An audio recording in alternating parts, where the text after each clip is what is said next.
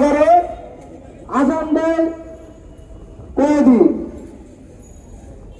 নামাজ পড়ে কয়েদি, মুসল্লিরা হচ্ছে কয়েদি অর্থাৎ আসামি।